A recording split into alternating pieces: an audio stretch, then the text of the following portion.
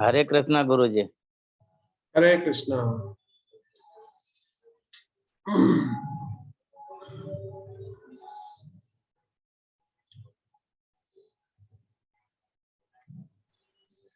ओम अज्ञानतिमिरान्धस्य ज्ञानाञ्जनशलाकया चक्षुरुन्मीलितं येन तस्मै श्रीगुरवे नमः। श्रीचैतन्यमनोभीष्टं स्थापितं येन भूतले स्वयं रूप कदा मह्यं ददाति स्वपदान्तिकम्। वन्देऽहं श्रीगुरो श्रीयुतपदकमलं श्रीगुरुवैष्णवांश्च श्रीरूपं साग्रजातं सैगरघुनाथान्वितं तं सजीवम् साद्वैतं सावधूतं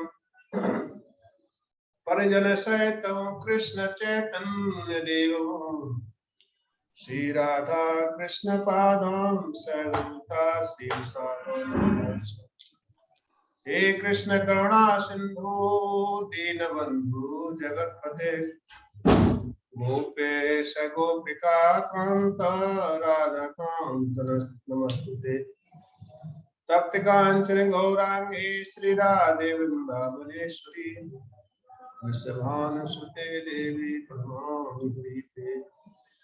वाञ्छाकल्पतरुभ्यश्च कृपा सिन्धुभ्यः च पतितानां पावनेभ्यो वैष्णवेभ्यो नमो नमः। जय श्री कृष्ण चैतन्य प्रभु नित्यानंद श्री अद्वैत गदाधर शिवासादि गौर भक्तवृंद। हरे कृष्णा कृष्णा कृष्णा हरे हरे, हरे राम राम राम हरे हरे।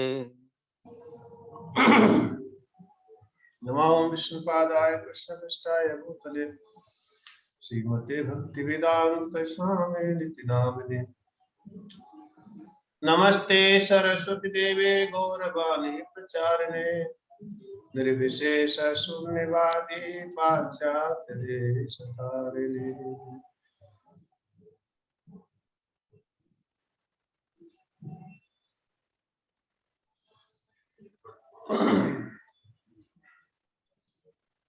हरे कृष्णा गुरु जी।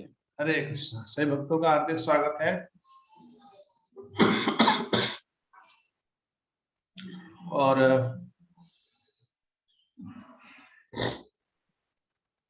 कल जो है हमने चर्चा किया था, भगवान ने 3 प्रकार के भक्तों का वर्णन किया था। तो कैसे 3 प्रकार भक्त होते हैं,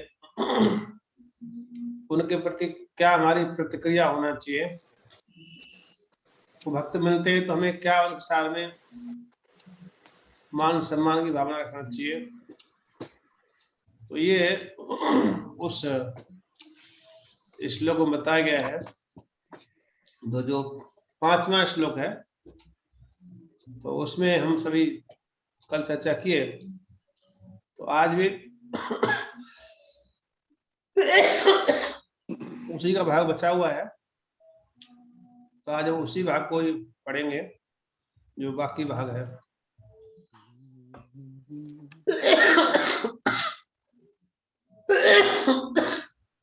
हाँ, तो कौन पढ़ेंगे आज?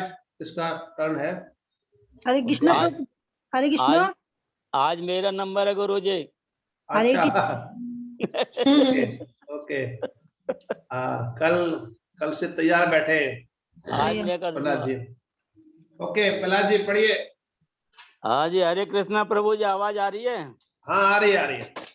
पर मेरी आवाज थोड़ी तेज है, इसलिए वॉल्यूम थोड़ा कम कर लेना सभी भक्त। हाँ ठीक है बोलिए। जब श्री चैतन्य महाप्रभु से महान भक्त सत्यराज खान ने पूछा वैष्णव को किस तरह पहचानना चाहिए, तो महाप्रभु ने उत्तर दिया, प्रभु कहे, यार मुखे सुनी एक बार, कृष्ण नाम से ही पूज्य श्रेष्ठ सवाकार। यदि किसी व्यक्ति के मुख से एक बार भी भगवान श्री कृष्ण शब्द सुनाई पड़ जाए तो उसे समस्त व्यक्तियों में से श्रेष्ठ व्यक्ति मान लेना चाहिए। श्री चैतन्य चरिता अमृत मध्य 15.106 भगवान श्री चैतन्य महाप्रभु ने आगे कहा, अतएव यार मुखे एक बार एक कृष्ण नाम सेई ते वैष्णव करिए तहार सम्मान। जो भगवान श्री कृष्ण के पवित्र नाम के कीर्तन में अभिरुचि रखता है या जो अभ्यासवश भगवान श्री कृष्ण के नामों का कीर्तन करना पसंद करता है, उसे वैष्णव के रूप में स्वीकार करना चाहिए और कम से कम मन से तो उसको सम्मान देना चाहिए। श्री चैतन्य चरितामृत मध्य 15.111।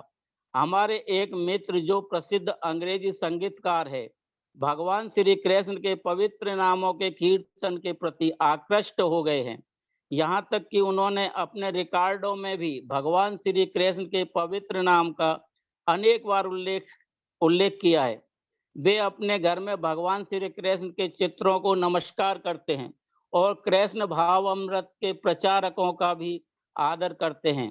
सभी तरह से उनके मन में भगवान श्री कृष्ण के नाम तथा भगवान श्री कृष्ण की लीलाओं के प्रति उच्च आदर भाव है। संकोच के उन्हें सम्मान देते हैं, क्योंकि हम देख रहे हैं कि ये महाशय क्रमश कृष्ण भावना अमृत की ओर अग्रसर हो रहे हैं। ऐसे व्यक्ति को सदा ही सम्मान दिया जाना चाहिए। निष्कर्ष यह निकलता है कि जो व्यक्ति पवित्र नाम का नियमित कीर्तन करते हुए कृष्ण भावना अमृत में प्रगति करने का प्रयास कर रहा हो, उसका सम्मान करना वैष्णवों का धर्म है। दूसरी ओर हमने देखा कि हमारे कुछ समकालिक जिनसे महान उपदेशक होने की आशा की जाती है, ये क्रमश देहात्म बुद्धि की ओर गिर चुके हैं, क्योंकि वे श्री भगवान के पवित्र नाम का कीर्तन करने में असफल रहे हैं। श्री सनातन गोस्वामी को उपदेश देते समय भगवान श्री चैतन्य महाप्रभु ने प्रहलाद जी रुकिए, 3 कोटियां बताई। हाँ ठीक है, रुकिए अभी। तो यहाँ पर चैतन्य महाप्रभु उपदेश दे रहे हैं कि जिस किसी के मुख से एक बार भी कृष्ण नाम का उच्चारण होता है तो उस व्यक्ति को श्रेष्ठ मानना चाहिए और उसको सम्मान देना चाहिए। तो कहा गया है कि पहले तो जो व्यक्ति बोल रहा है एक बार ही बोल दिया, उसको सम्मान दो क्योंकि सम्मान के योग्य है। और यहाँ प्रभुपाद जी चैतन्य महाप्रभु के द्वारा से कह रहे हैं कि जो कृष्ण के पवित्र नाम में अपना रुचि रखता है उसको कीर्तन करना पसंद है तो उसे वैष्णव के रूप में स्वीकार करना चाहिए। एक बात तो कहीं प्रणाम करना चाहिए और दूसरा उसको वैष्णव स्वीकार करना चाहिए। वैष्णव मतलब भगवान का भक्त स्वीकार करना है और उसको मन से सम्मान करना चाहिए। तो प्रभुपाद जी कह रहे हैं कि हमारे एक मित्र है अंग्रेज है, प्रसिद्ध अंग्रेजी संगीतकार। तो अंग्रेज संगीतकार जो है कौन है, वो जो है अंग्रेज संगीतकार थे, अंग्रेजी भाषा में गाने वाले। उनका नाम था जॉर्ज हैरिसन, जो बहुत फेमस थे। वो बहुत कीर्तन का बहुत संगीतज्ञ थे, बहुत बड़े। तो प्रभुपाद जी से मिले तो उन्होंने ये हरे कृष्ण महामंत्र गाना शुरू किया और हरे कृष्ण महामंत्र के प्रति इतना रुचि हो गया कि अपने रिकॉर्डिंग में जहां जाते हो हरे कृष्ण कीर्तन करते हैं। तो प्रभुपाद जी ने उनको बहुत बड़ा सम्मान दिया और आगे चल के उन्होंने इस्कॉन के लिए बहुत बड़ा कार्य किया। प्रभुपाद जी कहते हैं कि ऐसे को जो व्यक्ति भगवान के पवित्र नाम में बिना संकोच किए हुए यदि वो कृष्ण भावना में अग्रसर हो रहा है तो ऐसे व्यक्ति को सम्मान देना चाहिए। लेकिन ये बात हो रही है भक्तों के समाज की बात हो रही है, वैष्णव के समाज की बात हो रही है। तो चैतन्य महाप्रभु जिसको भी देखते थे, जारे देखो तारे कहो कृष्ण उपदेश, जिसको भी सामने देखते थे बिना ईर्ष्या द्वेष के उसको हरे कृष्णा कीर्तन करने के लिए बोलते, कुछ नहीं तो हरे कृष्णा बोल दीजिए बस तरह। तो इसलिए ये वैष्णव का धर्म है कह रहे बाबा लिख रहे हैं कि जो व्यक्ति पवित्र नाम का नियमित कीर्तन करते हुए कृष्ण भाव में प्रगति करने का प्रयास कर रहा हो, उसका सम्मान करना वैष्णव का धर्म है। अब ये तो वैष्णव वाली बात है, दूसरे पक्ष की बात कर रहे हैं बाबा जी। कि हमने देखा है कि हमारे समकालीन और उनके बराबर का एक व्यक्ति वो बहुत बड़े हैं, जो महान उपदेशक होने की आशा की जाती है, लेकिन वो क्या थे? अध्यात्म बुद्धि की तरफ थे, संसार में लगे हुए थे। तो उनका कीर्तन जो है वो इस कार्य में असफल रहे, प्रभुपाद कह रहे हैं, वो नीचे गिर चुके। तो प्रभुपाद कहते हैं कि वैष्णव सिद्धांत में कहता है कि जो व्यक्ति यदि एक बार भी कृष्ण नाम बोले या एक बार भगवान के नाम का उच्चारण करे या भगवान के नाम में रुचि रखता हो, ऐसे व्यक्ति का हमें सम्मान करना चाहिए। उसको दूसरी ओर उसके पूर्व कर्मों को नहीं देखना चाहिए। एक कहने का मतलब ये भी है, हम कई बार हम क्या देखते हैं, अरे यहाँ देखा है फलाना आदमी है 16 मुंह से खाया बिलैया हर सकती है, ऐसे बोलते लोग। देखा पहले बहुत देखे थे ऐसे हैं, क्या क्या करते थे हम जानते। तो वैष्णव कहता है कि वैष्णव सिद्धांत कहता है वैष्णव उन चीजों में नहीं जाता है, उसके बैकग्राउंड में नहीं जाता है। तो उसने भगवान के नाम में रुचि रख ली है, जैसे वाल्मीकि थे। वाल्मीकि को बहुत लोग कहते हैं कि वो चोर थे, ऐसे थे वैसे थे, सब बहुत कुछ गुणगान करते हैं उनका, लेकिन उनका एक विशेषता बताई गई कि उन्होंने भगवान का नाम जप किया तो त्रिकालदर्शी हो गए वो। तो इसलिए किसी का भी जब भगवान के शरण में आता है, भगवान की शरणागति ले लेता है, हरिनाम का आश्रय लेता है, तो उसके पीछे बैकग्राउंड नहीं देखा जाता है, कैसा क्या था है? जो हरि को भजय से हरि का होई है, जो हरि का भजता है, हरि के शरण में आता है, वो हरि का हो जाता है, हरि का हो गया है। उसका बैकग्राउंड नहीं देखना है हमें, तो इसलिए उसका समाज में सम्मान होना चाहिए उसके लिए। तो यहाँ प्रभुपाद जी शिक्षा दे रहे हैं। ओके, अभी जो है रामदेव जी पढ़ेंगे।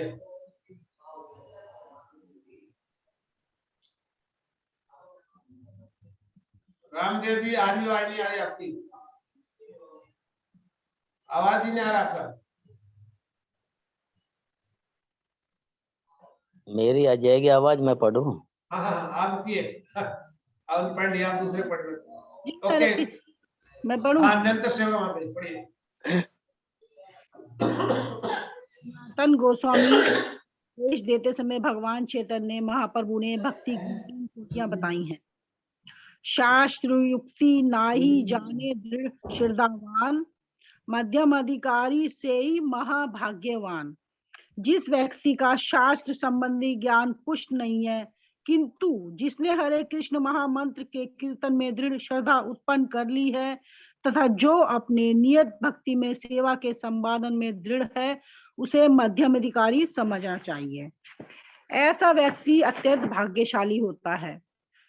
चैतन्य चरित अमृत मध्य 22.67 मध्यम अधिकारी दृढ़ पूर्णता पूर्वक श्रद्धा रखने वाला व्यक्ति होता है और वास्तव में वही भक्ति की भावी प्रगति का पात्र होता है। अतएव चैतन्य चरित्रामृत मध्य 22.64 में कहा गया है, श्रद्धावान जन है भक्ति अधिकारी, उत्तम मध्यम कनिष्ठ श्रद्धा अनुसारी। मनुष्य श्रद्धा के विकास के अनुसार ही भक्ति के प्रारंभिक पद, मध्यम पद तथा उच्चतम पद पर भक्त बनने के लिए योग्य बनता है। पुनः चैतन्य चरित्रामृत मध्य 22.62 में कहा गया है, श्रद्धा शब्द विश्वास कहे सुदृढ़ निश्चय, कृष्ण भक्ति कैले सर्व क्रम कृत है। कृष्ण की दिव्य सेवा करके मनुष्य स्वतः ही सारे आनुषंगिक कार्य संपन्न करता है। यह दृढ़ विश्वास जो भक्ति में सेवा करते रहने के अनुकूल होता है, श्रद्धा कहलाता है। श्रद्धा अर्थात कृष्ण में विश्वास कृष्ण भावनामृत का शुभारंभ है। श्रद्धा का अर्थ है प्रबल विश्वास। भगवत गीता का कथन श्रद्धावान मनुष्य के लिए प्रमाणिक आदेश है और कृष्ण भगवत गीता में जो कुछ भी कहते हैं उसे यथा रूप में बिना किसी विवेचन के स्वीकार करना चाहिए। अर्जुन ने भगवत गीता को इसी प्रकार स्वीकार किया था। भगवत गीता सुनने के बाद अर्जुन ने कृष्ण से कहा, सर्वमत एतद् श्रुतं मन्ये यन्म वत्सि केशव। हे कृष्ण, आपने मुझसे जो कुछ कहा उसे मैं पूर्णतया सत्य के रूप में स्वीकार करता हूँ। भगवत गीता को समझने की यही सही विधि है और यही श्रद्धा कहलाती है। ऐसा नहीं होना चाहिए कि कोई व्यक्ति भगवत गीता के कुछ अंश को अपने खुद के मनमाने ढंग से किए गए अर्थ घटन के अनुसार स्वीकार करे और दूसरे अंश को रद्द कर दे। ये श्रद्धा नहीं है। श्रद्धा का अर्थ है भगवत गीता के आदेशों को पूर्ण रूप से स्वीकार करना और विशेष रूप से सर्व धर्मान परिचन्य मामेकम शरणम व्रज, अर्थात सारे धर्मों को त्याग कर मेरी शरण में आओ। इस अंतिम उपदेश को स्वीकार करना। जब मनुष्य के आदेश के प्रति पूर्णतया श्रद्धावान हो जाता है तो उसकी यह दृढ़ श्रद्धा आध्यात्मिक जीवन में प्रगति करने के लिए आधारभूत बन जाती है। जब मनुष्य हरे कृष्ण महामंत्र के कीर्तन में पूरी तरह संलग्न रहने लगता है तो उससे रुकिए माता जी, हरे कृष्ण। तो यहाँ प्रभुपाद जी लिखे हैं 3 श्लोक अलग अलग तरह से बताया प्रभुपाद जी ने। सनातन गोस्वामी को चैतन्य महाप्रभु उपदेश दे रहे हैं बनारस में, जिसको कि चैतन्य चरितामृत में सनातन शिक्षा के नाम से प्रसिद्ध है। सनातन शिक्षा बनारस में उपदेश किया था, लगभग 1 महीने वहां रह करके उपदेश किए चैतन्य महाप्रभु ने सनातन गोस्वामी के लिए। उसे सनातन शिक्षा के नाम से प्रसिद्ध है। तो कहा जिस व्यक्ति का शास्त्र संबंधी ज्ञान कुछ नहीं है किंतु जिसने हरे कृष्ण महामंत्र की दृढ़ श्रद्धा उत्पन्न कर ली है और जो अपने नियत भक्तिमय सेवा के संपादन में दृढ़ है, उसे मध्यम अधिकारी समझना चाहिए। तो एक तो यहाँ पर मध्यम अधिकारी, उत्तम अधिकारी और कनिष्ठ अधिकारी 3 कोटियों का वर्णन किया है। तो जो भगवान के प्रति शास्त्र के अनुसार ज्ञान में पचड़ करके यदि उसको स्वीकार कर लेता है तो उसको मध्यम अधिकारी कहा जाता है। और जिसकी बहुत ही एक दृढ़ श्रद्धा है, जिसको दृढ़ श्रद्धा अपना नियम कठोरता से पालन करता है, उसको मध्यम अधिकारी कहते हैं। और श्रद्धावान जन है भक्ति अधिकारी उत्तम मध्यम कनिष्ठ श्रद्धा अनुसारी। तो जिसकी जैसी श्रद्धा होती है उसके अनुसार ही उसको एक उस पद का अधिकारी माना जाता है। तो कई लोग जो है श्रद्धा रखते हैं, कई वर्षों तक हो जाता है, कितना कुछ कहते रहिए, अपने ही चलते हैं, ठीक है जब कर रहे हैं प्रभु इतना ही काफी है। कई लोग क्या है क्लास अटेंड करते हैं, आदेश का पालन करते हैं, नियम का पालन करते हैं, जप करते हैं, लेकिन कई लोग जप करते हैं लेकिन नियम पालन नहीं करते, तो वो सोचते नहीं यही सब कुछ है, ऐसा सोच लेते हैं। तो वो जो है श्रद्धा तो है लेकिन पक्की श्रद्धा नहीं है, विश्वास नहीं है। जब पक्का विश्वास हो जाता है, दृढ़ विश्वास हो जाता है तो गुरु के प्रति तो गुरु 3 प्रकार बताए गए, शिक्षा गुरु, दीक्षा गुरु। तो उसके आदेश को चलता है, जो शिक्षा देते हैं उसके अच्छा चलता है, गाइडलाइन से चलता है, विश्वास करता है। तो उसमें दृढ़ विश्वास है, हरे कृष्ण महामंत्र दृढ़ विश्वास है, शास्त्र में दृढ़ विश्वास है और भक्तों के जो शिक्षा दे रहे हैं उसके प्रति दृढ़ विश्वास है। तो यहाँ कहा है कि श्रद्धा के अनुसार उसको कैटेगरी की आती है, ये कनिष्ठ भक्त है, ये मध्यम अधिकारी है, उत्तम अधिकारी है, तीनों का इस तरह से उसको कैटेगराइज किया जाता है। तो इसी पद के अनुसार भक्त बनने की योग्यता नापी जाती है उसकी। श्रद्धा विश्वास, श्रद्धा शब्दे विश्वास है सुदृढ़ निश्चय कृष्णे भक्ति करेण सर्व कृतमतया। कृष्ण की देव सेवा करके मनुष्य स्वतः सारे अनुसंस्कार संपन्न करता है। दृढ़ विश्वास जो भक्ति में सेवा करते रहने का अनुकूल होता है, श्रद्धा कहलाती है। तो श्रद्धा का मतलब ये है कि अनुकूल होकर के और प्रतिकूल परिस्थितियों का त्याग करके श्रद्धा के साथ में भगवान की भक्ति करना, हरिनाम का जप करना, ये तो इसको कहते हैं श्रद्धा। और प्रभुपाद जी लिखे हैं इसको, श्रद्धा अर्थात कृष्ण में विश्वास, ये कृष्ण भावना का शुभारंभ है। किसी का कृष्ण भावना विश्वास ही नहीं है, अब कितना भी कुछ भी कहती है उसको कृष्ण भावना भक्ति नहीं माना जाएगा। लेकिन लिखते हैं प्रभुपाद जी कि उसका कितना विश्वास है उसके अनुसार उसकी भक्ति नाम होती है, तो इसलिए विश्वास होना चाहिए। तो यहाँ प्रभुपाद जी उदाहरण दे रहे भगवद्गीता का, भगवद्गीता भगवान ने कहा है अर्जुन के प्रति कि मैं उसे पूर्ण रूप से स्वीकार करता हूँ। भगवान ने अर्जुन से कहा, तो अर्जुन उसको विश्वास साथ में स्वीकार कर लेता है। अर्जुन स्वीकार कर लेते हैं। अर्जुन ने भगवान ने अर्जुन को बहुत पूरा गीता सुनाया, लेकिन अर्जुन को विश्वास नहीं हुआ। बहुत सारे प्रश्न किए, एक के बाद एक प्रश्न, एक के बाद एक प्रश्न, एक प्रश्न है ये केशव ऐसा कैसे है, ये केशव ऐसा कैसे है, बहुत सारे प्रश्न किए, प्रश्न उत्तर करते रहे। अंत भगवान थक गए। भगवान ने क्या बोला अंत में, अर्जुन यथा इच्छा तथा कुरु। भगवान को यह कहना पड़ा यथा इच्छा तथा कुरु, और तुम्हारी जो इच्छा है वो करो, भगवान ने कह दिया। तो यहाँ कहा जा रहा है कि भगवद्गीता 10 से 14 में कहते हैं भगवान कि भगवद्गीता को समझने की सही यही विधि है कि यही श्रद्धा कहलाती है। ऐसा नहीं कि चाहे कोई व्यक्ति भगवद्गीता कुछ अंश को अपने खुद के मनमाने ढंग से किए गए अर्थ घटना के साथ स्वीकार करे, तो कुछ अपने सुविधा के अनुसार कुछ लोग क्या करते हैं कि भगवद्गीता को स्वीकार कर लेते हैं, ये ठीक है। लेकिन जो उनके पक्ष में नहीं होता है या जो उनके मतलब का नहीं होता है उसको क्या कर देते हो, तो उसको नहीं मानते हैं। तो इसलिए यहाँ कहा जा रहा है कि उसको पूर्णतः स्वीकार करना चाहिए। और सबसे उत्तम आदेश जो है, विश्वास जो है, भगवान के अंतिम शब्द है सर्वधर्मान परित्यज्य माम एकम शरणं भज। भगवान कह रहे सारे धर्म त्याग कर अर्जुन तुम मेरे शरण में आ जाओ। तो अर्जुन को ये प्रकार से भगवान बताना चाहते हैं, समझना चाहते हैं इतने द्वारे धर्म है, क्योंकि भगवान के अर्जुन को अंतिम उपदेश है।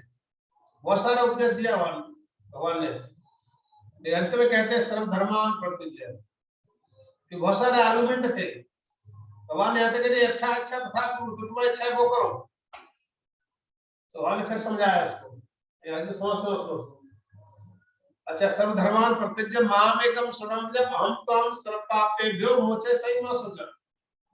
अर्जुन तुम सारे धर्म त्याग करके ना मेरी शरण आया, मैं तुमको विश्वास दिलाता हूँ सारे पापों से मुक्त कर दूंगा, ये और कहते हैं। तो मुक्त करना मतलब जो भी तुमसे पाप होगा, जो अपराध होगा, डर रहे हो, वो पाप नहीं होगा आपको, इसलिए आप स्वीकार करो। तो ये इसको हम बताना चाहते हैं भगवान। आगे पढ़िए कोई, रामदेव जी आपका ठीक हो गया? मैं पढ़ूं? हाँ प्रभु जी। अच्छा, श्यामलांगी गोपी माता जी, श्यामलांगी गोपी माता। हाँ जी, हरे कृष्णा प्रभु जी, दंडवत प्रणाम। जब मनुष्य हरे कृष्ण महामंत्र के कीर्तन में पूरी तरह संलग्न रहने लगता है तो उसे क्रमशः अपने आध्यात्मिक स्वरूप का बोध होता है।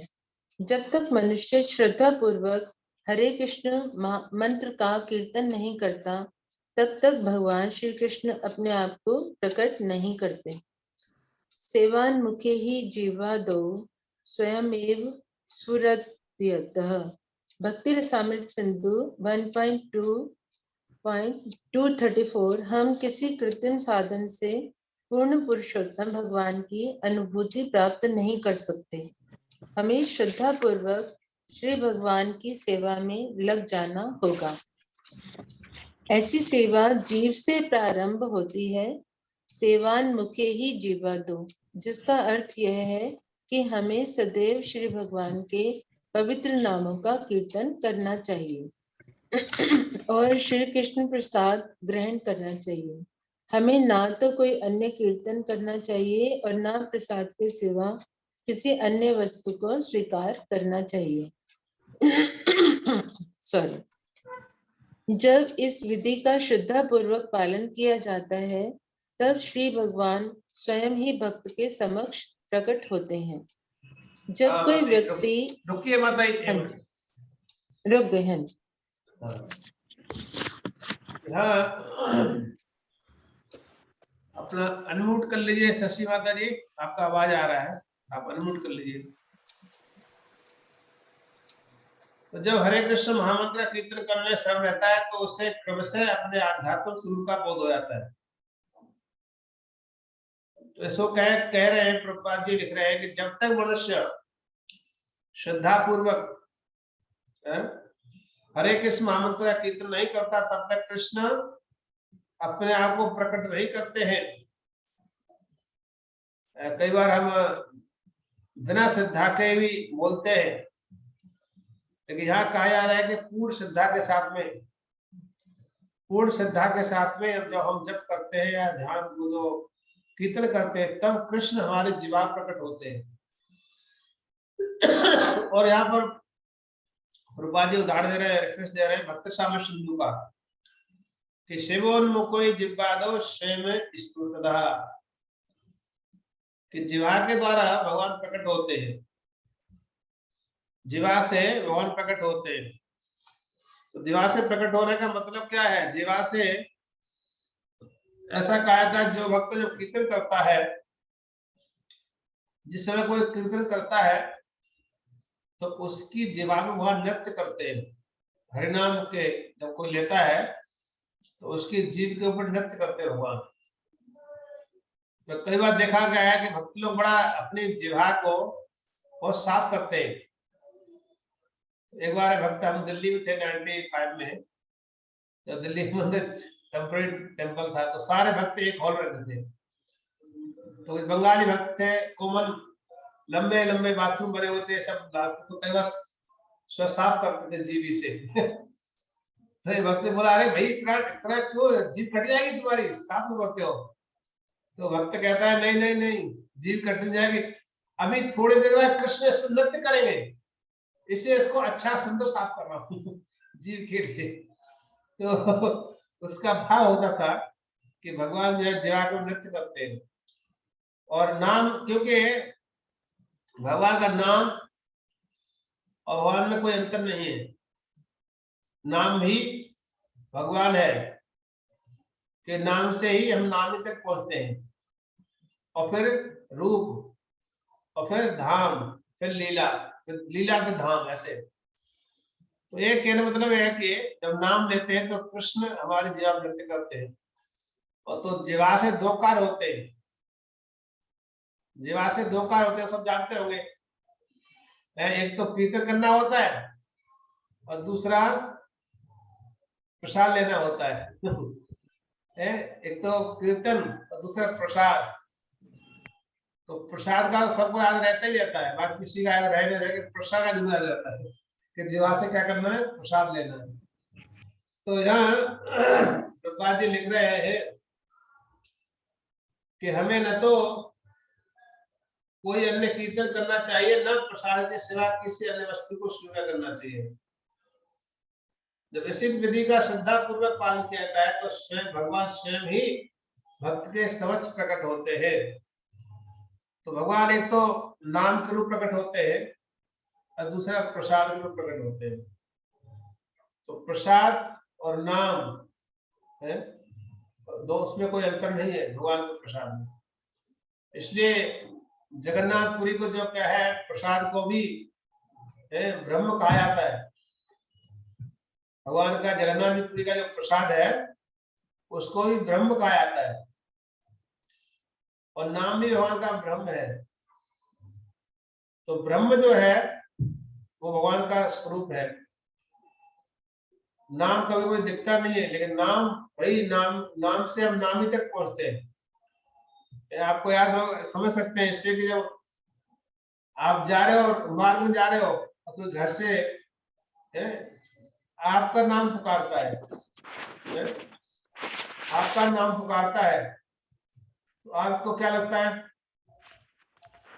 आप तुरंत दोस्त करके रुक जाते हो सुनने के लिए, कौन पुकारा है मुझे। लेकिन आपको पता है कि मुझे कोई दूसरा कोई व्यक्ति पुकार रहा है, भले किसी दूसरे और के लिए पुकार रहा है, लेकिन आपको आप एक बार सोचते हो उसको कि मुझे कोई व्यक्ति पुकार रहा है। आप मुड़ के देखते हो कौन पुकार रहा है, कौन मेरा नाम ले रहा है, भले आप किसी दूसरे के लिए पुकार रहे हो। इसलिए भगवान का नाम जो है, हमें नाम में पुकारते हैं तो भगवान स्वयं जो है जीवा को नृत्य करते हैं, ऐसा प्रभुपाद लिखते हैं। इस बात पे विश्वास होना चाहिए। और यहाँ कहा जा रहा है कि श्रद्धा पूर्वक पालन किया जाना चाहिए। श्रद्धा मतलब विश्वास के साथ में, श्रद्धा विश्वास है सुदृढ़ निश्चय। कृष्ण कृष्ण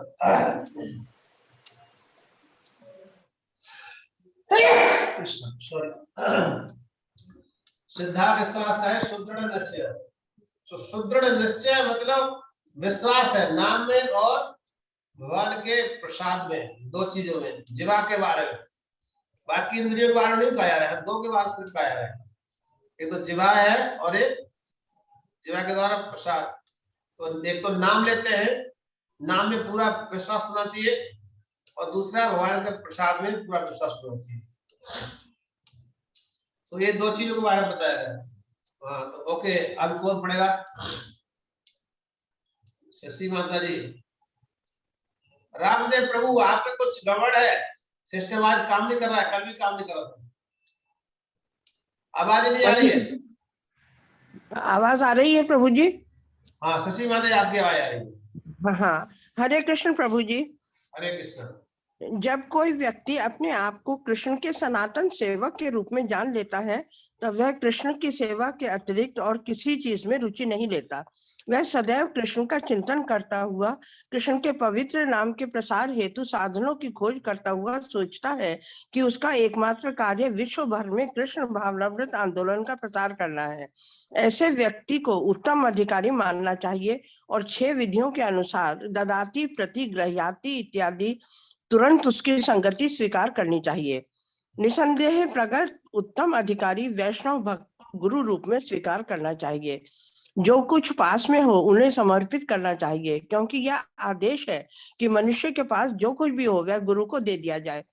विशेषतः ब्रह्मचारी से आशा की जाती है कि वह अन्यों से भिक्षा मांगकर गुरु को प्रदान करे, किंतु स्वरूप सिद्ध हुए बिना किसी को महाभागवत अर्थात उन्नत भक्त के आचरण का अनुकरण नहीं करना चाहिए, क्योंकि ऐसे अनुकरण से अंततः पतन होता है। ठीक है माता जी, रुकिए। हरे कृष्ण। हरे कृष्ण।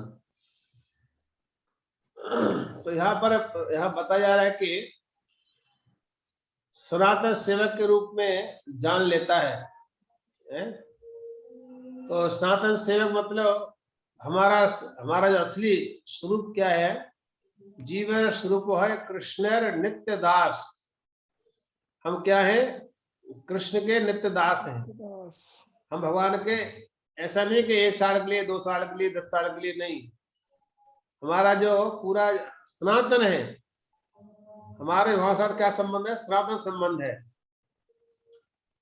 क्योंकि संबंध है क्योंकि हम भगवान के स्वामी नहीं है, हम क्या है? सेवक है। ये हमारा असली पहचान है। ये तो आप जानते हैं जब दीक्षा होता है तो गुरु क्या देते हैं? हमको क्या बनाते हैं? हमारे को नाम देते हैं। तो उसमें नाम क्या लगाते हैं?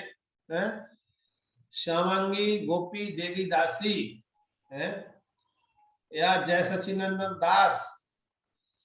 ये नाम के आगे दास लगा देते हैं, नाम के आगे दास लगा देते हैं। क्यों? उनकी पहचान हो जाती है उससे। हमारी असली पहचान गुरु कराता है। क्योंकि उनको पता नहीं है हम कौन है। तो हमारी असली पहचान कराते हैं कि हम हैं कौन। हम कौन है? भगवान के सनातन सेवक है। क्यों? जीव का संबंध भगवान से सनातन है। शरीर जो है, हमारा शरीर का संबंध टेम्परेरी है। न जाने कितनी सारी योनियों में संसार के संबंध बनाए हैं, कितने सारे माता पिता मिले, कितने सारे सगे संबंधी मिले हैं, और कितने सारे भाई बंधु मिले। एक स्थान पर जीवात्मा ने कहा है, श्रीमद् भागवत के 5वें स्कंद में, उसमें कहते हैं जीवात्मा को, तुम याद करो तुम्हारे असली मित्र कहाँ हैं? वो तुम्हारे असली माता पिता कहाँ हैं? वो तुम्हारे पत्नियां कहाँ हैं? या जो तुम्हारे पति कहाँ हैं? अरे तुम्हारे तरह खाते नहीं थे, तुम्हारे में बैठते नहीं थे, तुम्हारा सोते नहीं थे, वो कहाँ है सब? तो जीवात्मा भगवान डांटते हैं वहां पर कि तुम जिस योनि में जाते हो वहां मैं तुम्हारे साथ जाता हूं। तो भागवत में कहा गया अज्ञात मित्र कहा गया। अज्ञात मित्र, अज्ञात मित्र मतलब हमें उसका ज्ञान नहीं है। हमें उसका ज्ञान नहीं कि हमारे साथ कोई व्यक्ति साथ में है, इसको कहते हैं अज्ञात मित्र। तो अज्ञात मित्र मतलब हमारे साथ में है लेकिन साथ चल रहा है।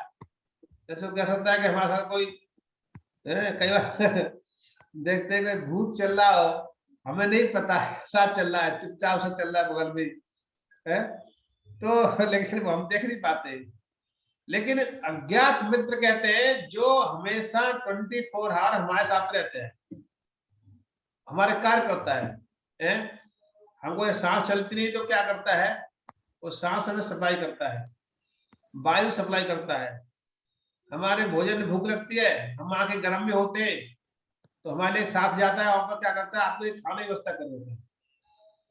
जब दांत नहीं थे दूध दियो, हमारे दांत नहीं थे तो हमारे क्या व्यवस्था की? ठाकुर जी ने दूध दे दिया। जब दांत नहीं थे दूध दियो, जब दूध दिया है तो दांत दिए तो अन्न भी देंगे। मतलब एक विश्वास, जिससे हमारे दांत नहीं थे उससे भगवान दूध दे दिया, हमारे लिए बना के तैयार कर दिया। बच्चे का जन्म होता है तो क्या करते हैं? हम तो सोचते हैं डिब्बा दूध पिला देंगे, ऐसा कर देंगे वैसा कर देंगे, लेकिन नहीं। जिस बच्चे का जन्म होता है, गाय का बच्चे का जन्म होता है तो गाय के स्तर में दूध आ जाता है। वो कहाँ से आता है? वो क्या हमको उसको डेयरी खोल के आए गाय के गर्भ में जाकर के? कहाँ से आया दूध? वो क्या दूध हमारे लिए दिया है? हम लोग दूध उसका चीटिंग करते हैं, गाय के बछड़े का दूध हम पी लेते हैं, लेकिन दूध है हमारे लिए है। तो गाय जब बच्चा नहीं दे तो कब निकालने दूध आ जाए? आपको एक छटांग में दूध नहीं निकाल सकते उससे।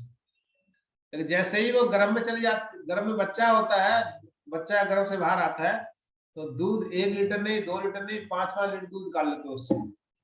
तो दूध किसके लिए है? हमारे लिए, बच्चे के लिए। तो बच्चे के लिए दूध बनाया हुआ। तो भगवान कहते हैं तुम जहां जाते हो तुम्हारे साथ जाता हूं, तुम्हारा असली मित्र तो मैं हूं।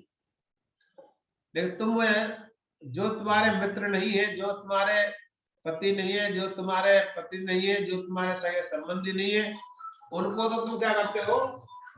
अपना सच्चा मित्र मान लेते हो। लेकिन जो असली मित्र है उसको तुम कभी याद नहीं करते हो।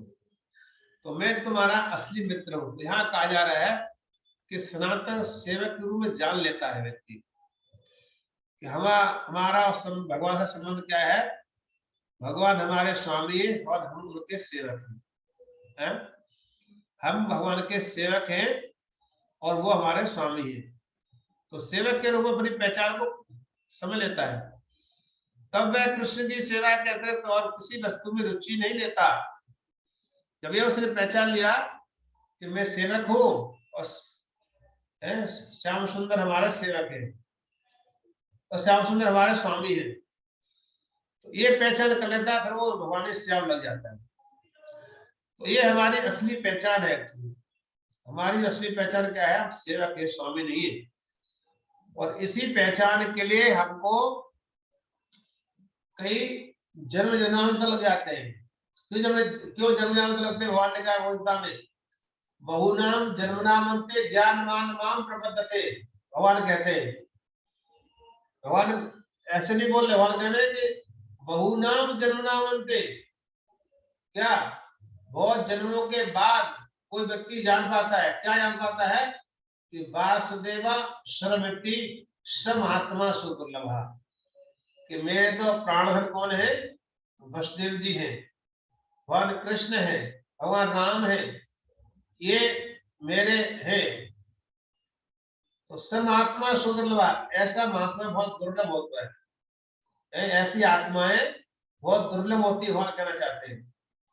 तो ये हमारी पहचान है कि हम एक जन्म में नहीं, कई जन्मों के बाद ये बात समझ पाए हैं कि कृष्ण ही हमारे स्वामी है, हम उनके सेवक हैं। ये बात तो यहाँ एक कहा जाता है, कृष्ण का सदैव, मैं सदैव कृष्ण का चिंतन करता हुआ कृष्ण पवित्र नाम के प्रचार हेतु साधनों की खोज करता हुआ सोता है कि उसका एकमात्र कार्य विश्व भर में कृष्ण भावना आंदोलन का प्रसार करना है। ऐसे व्यक्ति को उत्तम अधिकारी माना जाता है। तो पहले बताया कनिष्ठ अधिकारी जिनकी श्रद्धा होती है, लेकिन जो और आगे बढ़े कार्य करते हैं, भगवान के प्रति श्रद्धा रखते हैं, प्रेम रखते हैं, शास्त्र के द्वारा ज्ञान प्राप्त करते हैं, वो मध्यम अधिकारी है, इसका दृढ़ विश्वास है पूरा।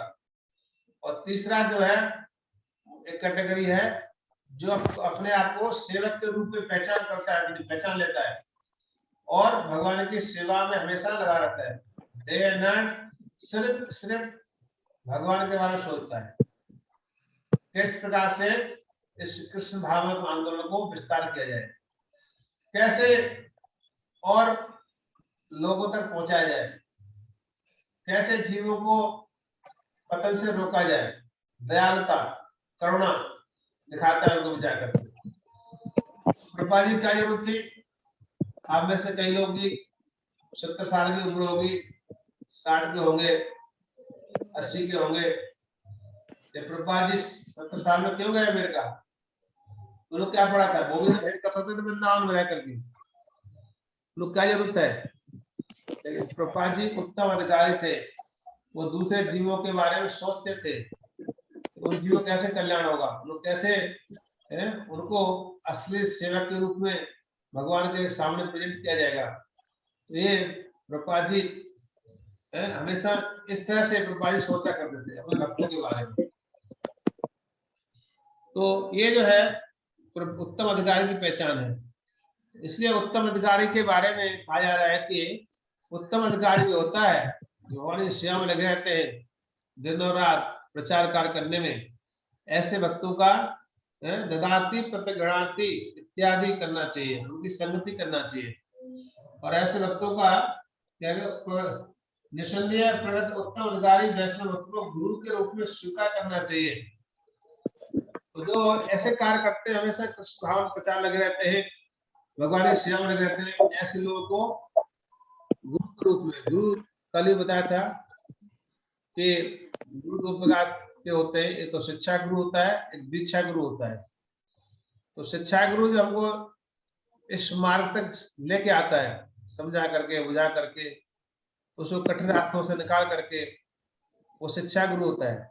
और एक दीक्षा गुरु होता है, तो दीक्षा देता है जो हमको क्या करता है, हमारे पासपोर्ट ठप्पा मार देता है, यस अभी तुम वैकुंठ के अधिकारी हो गए, अभी तक अधिकारी नहीं थे लेकिन अब अधिकारी हो गए।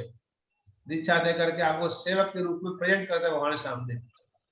तो जो शिक्षा गुरु होता है उसका रोल क्या है कि उसको हमेशा, जैसे आप जानते हैं एमएससी जाते हो, वीजा लेने के लिए जाते हो,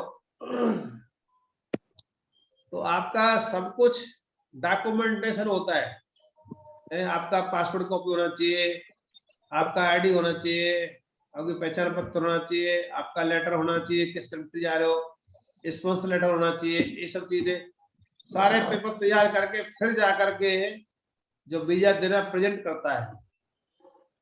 तो पहले जितने भी डॉक्यूमेंटेशन है पूरा तैयारी करा दिया, कोई भी डॉक्यूमेंट पूरा नहीं तो आपको वीजा नहीं मिलेगा। तो जो सब कुछ तैयारी कराता है, आपको ज्ञान देता है, आपको शिक्षा देता है, आपको एजुकेट करता है, आपको क्या बोलना है वहां जाकर के, ये मत बोल देना हम वहीं रहेंगे परमानेंट, तो वीजा नहीं मिलेगा। ऐसे ही वहां पर क्या है, जो शिक्षा गुरु है आपको एक एक चीज के बारे में बताता है, जो भी आप क्वेश्चन रहते हैं वो क्लियर करता है और फिर आपको तैयार करता है और फिर कहाँ लेके आता है आपको, जो वीजा देता है उसका बनाते हैं, काउंटर खड़ा करते हैं, वो कहता है हाँ यस आपके सारे डॉक्यूमेंट पूरे ठप्पा मार दिया, ठीक है आपका वीजा पास, पहुंच जाओ। तो गुरु क्या करते हैं, आपको देखते हैं जैसे शिक्षा ग्रहण किया है, ऐसे सारे कोर्स किए हैं, सारी तैयारी कर लिया है, तो फिर क्या कहे गुरु क्या करते हैं, आपको ठप्पा मारते हैं, क्या मारते हैं, अब आप क्या हो गए, दास हो गए, दासी हो गए आसी। अब आपका गोलोक धाम में पासपोर्ट मिलेगा आप लोगों के लिए, वीजा मिलेगा आप लोगों के लिए। दीक्षा का मतलब ये होता है। तो वो एक पहचान को करता है, वो दीक्षा गुरु देता है आपको, सेवक के रूप पहचान प्रेजेंट करता है भगवान सामने। तो ये दो गुरु बताए गए, शिक्षा गुरु, दीक्षा गुरु। तो दोनों का ही बहुत बड़ा रोल है जीवन में, तो दोनों का ही आगे का पालन करना चाहिए और उस आगे पालन करेंगे तो हम अवश्य ही जो हमारा लक्ष्य है गोलोक वृंदावन प्राप्त करना, भगवत धाम प्राप्ति करना, वो निश्चित रूप से प्राप्त होगा।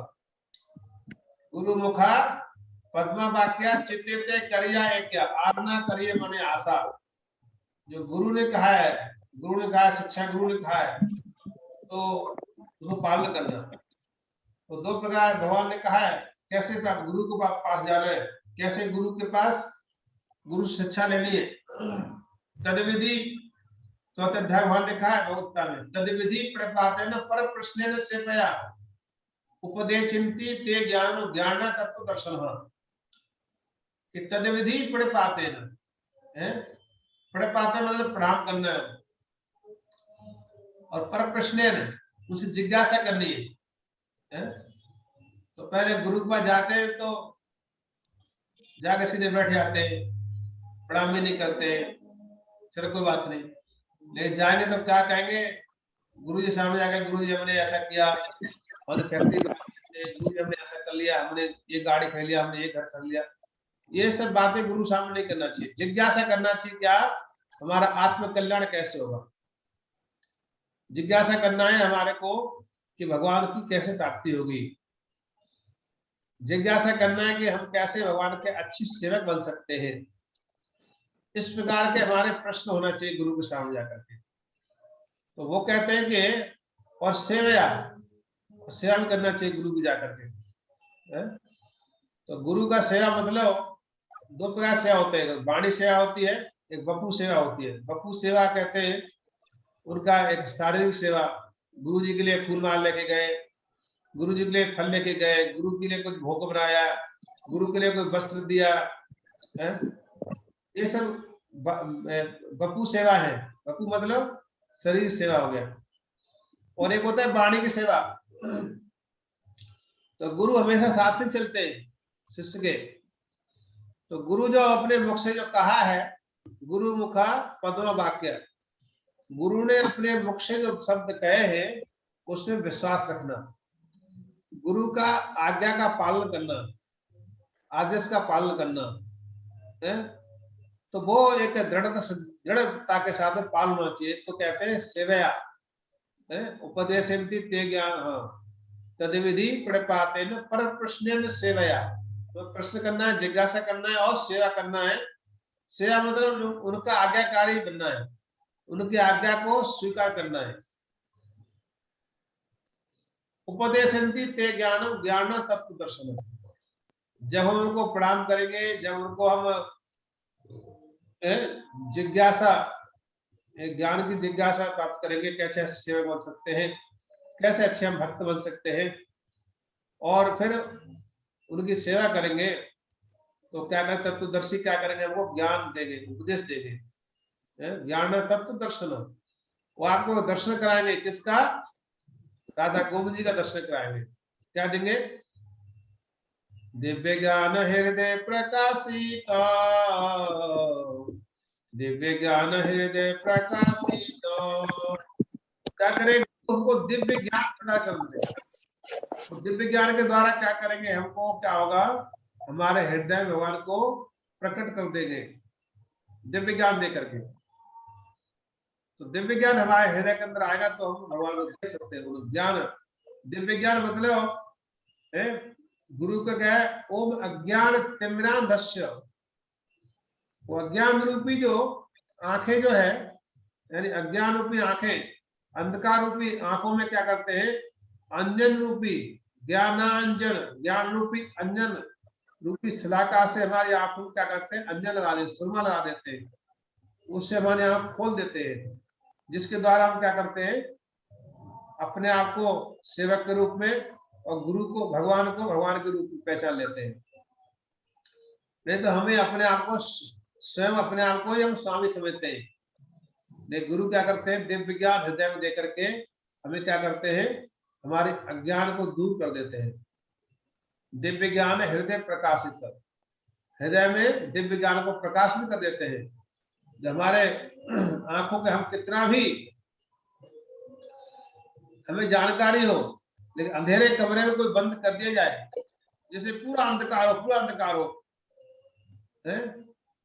पूरा अंधकार मतलब एक तो कमरा ही अंधकार में है, एक तो पूरा कमरा ही अंधकार है, और उसमें भी हमारे श्याम सुंदर भी, काले श्याम सुंदर खड़े हैं कहीं कोने में, काले में भी काले, तो क्या ढूंढ लोगे उसमें? नहीं ढूंढ सकते।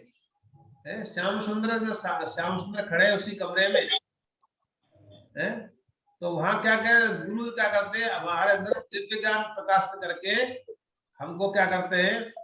वो कृष्ण से मिला देते हैं, अज्ञानता को दूर करके और कृष्ण को आपको दे देते हैं। तो गुरु क्या करते हैं? दिव्य ज्ञान हृदय प्रकाशित, दिव्य ज्ञान दे करके आपको कृष्ण को दे देते हैं। इसलिए गुरु के चरणों को नमन करना चाहिए। इसलिए गुरु मुखा पद्म वाक्य चित्ते करिया एक आरणा करे मने आशा।